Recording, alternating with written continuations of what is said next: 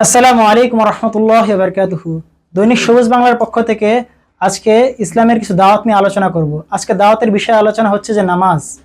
যে ব্যক্তি কালেমা লা ইলাহা ইল্লাল্লাহ পড়েছে তার উপর সবথেকে বেশি ফরজ হচ্ছে নামাজ। নামাজ হচ্ছে গুরুত্বপূর্ণ সালাত। এটার মাধ্যমে যে বান্দা তার মনিবের কাছ থেকে সমস্ত কিছু চেনার একটা মাধ্যম। যে ব্যক্তি পাঁচ ওয়াক্ত সালাত গুরুত্ব সহকারে সময়ের দিকে লক্ষ্য রেখে আদায় করবে, আল্লাহ তাআলা তাকে 5টা পুরস্কারে পুরস্কৃত করবেন। এর মধ্যে প্রথম পুরস্কার হচ্ছে যে আল্লাহ তাআলা তার রিজিকের পেরেশানিকে দূর করে দিবেন। দ্বিতীয় নাম্বার হচ্ছে তার কবরের যে আযাবটা রয়েছে আযাবটা আল্লাহ তাআলা তাকে দূর করে দিবেন। 3 নাম্বার তার ডান হাতে আমলনামায় দিবেন। 4 নাম্বার তার পুলসিরাতের ব্রিজ বিদ্যুতের গতিতে পার করে দিবেন এবং 5 নাম্বার তাকে বিনা হিসেবে জান্নাত দান করবেন। সুবহানাল্লাহ। এই নামাজ অত্যন্ত গুরুত্বপূর্ণ। এই নামাজ যে ব্যক্তি এরকম ইহতিমামের সহিত পাঠ করবে, আল্লাহ তাআলা তাকে এরকম পুরস্কারগুলো দান করবেন। আরো বলা হয়েছে যে হুজুর আকরাম সাল্লাল্লাহু আলাইহি সাল্লামকে আল্লাহ তাআলা মেরাজে নিয়ে গিয়েছিলেন, যেটা কোনো নবী বা আম্বিয়া একরামের জীবনে কখনো ঘটেনি। সেই জায়গায় নিয়ে যাওয়ার পর আল্লাহ তাআলা তাকে 3টি পুরস্কার দিয়েছেন। এর মধ্যে একটি ছিল 50 ওয়াক্ত নামাজ। এই 50 ওয়াক্ত নামাজকে হুজুর আকরাম সাল্লাল্লাহু আলাইহি সাল্লাম যখন নিয়ে আসতেছিলেন, তখন হযরত মুসা আলাইহিস সালাম তাকে বলেছিলেন যে ইয়া রাসূলুল্লাহ, আপনার উম্মত এই 50 ওয়াক্ত নামাজকে পড়তে পারবে না, তা আপনি যে আল্লাহ তাআলার কাছে সেই নামাজটা কমিয়ে নেন।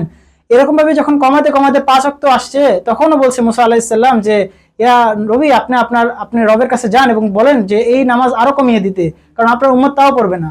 এখন হুজুর পাক সাল্লাল্লাহু আলাইহি সাল্লাম অন্তত লজ্জায় পড়ে গেছেন এবং বলেছেন যে হে মুসা, আমি আল্লাহর কাছে যদি শরম পাই এবং লজ্জা পাই, তখন আল্লাহ তাআলা তার নবীকে বলে দিয়েছেন যে হে নবী, আপনি আপনার উম্মতকে জানিয়ে দেন, যদি কোনো ব্যক্তি গুরুত্ব এবং ইহতিমামের সহিত এই 5 ওয়াক্ত নামাজকে আদায় করে, আল্লাহ তাআলা তাকে 50 ওয়াক্ত নামাজের সওয়াব দিয়ে দিবে। সুবহানাল্লাহ। এই নামাজ আমরা গুরুত্ব সহকারে জামাতের সহিত আদায় করব। ফরজ নামাজগুলো আমরা জামাতের সহিত আদায় করব, সুন্নত ওয়াজিবের পাবন্দি করব এবং নফল নামাজ বেশি বেশি আদায় করব। আরো বলা হয়েছে যে আমাদের জীবনে অনেক নামাজগুলো ছুটে গিয়েছে, যেগুলো আমরা জানি না যে কতগুলো নামাজ আমাদের ছুটে গিয়েছে। কারণ একজন ব্যক্তি 10 বছর হওয়ার পর থেকে তার উপর নামাজ ফরজ হয়। এই নামাজ ফরজ হওয়া থেকে যে বালেগ হওয়া পর্যন্ত কতগুলো যে নামাজ ছুটে গিয়েছে সেটা সে জানে না।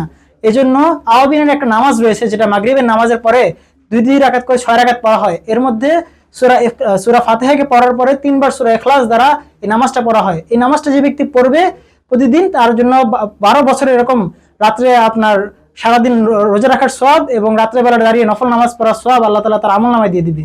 তো এই জন্য আমরা বেশি বেশি নামাজকে আদায় করব এবং এই নামাজ যাতে আমি বেশি বেশি পড়ি এবং অপর ভাইকে নামাজের জন্য দাওয়াত দেব।